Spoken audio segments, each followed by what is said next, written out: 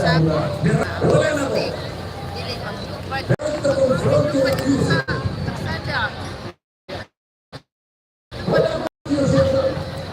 Ang ginagamit ko ay makasinumpang sa website, hindi man lang in-authenticate, pinalagay na ito lahat ang nakasaad na mga algorithm.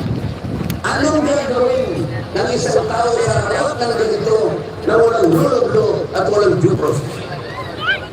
Ito po ang pinag-umpisahan ng kabuluhan at pagkakahatihan.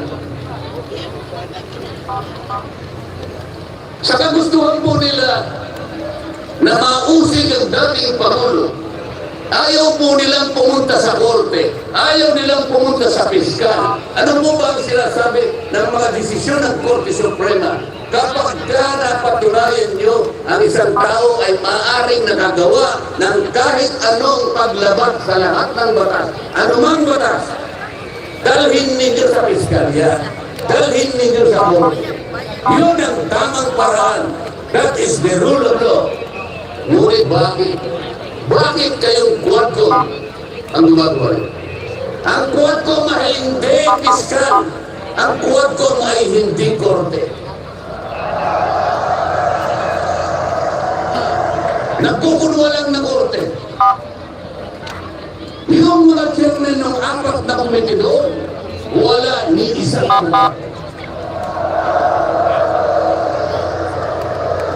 pero naalala ko yung isa doon, Gambani, Atty. Agaton.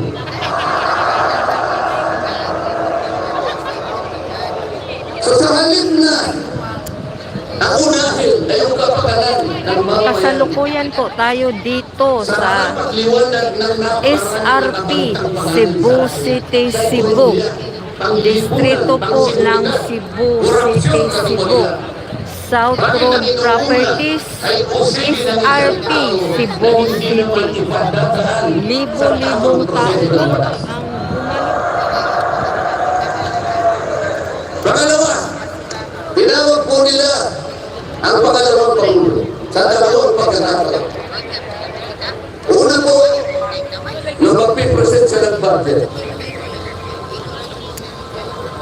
Ang pinipresent po niyang budget ay budget for 2025. Akalain po ninyo ang gusto nilang tanungin ay yung pagkakakasta ng kanyang budget noong 2022 and 2023. Saan ka naman nakakita ng ganong klaseng direksyon?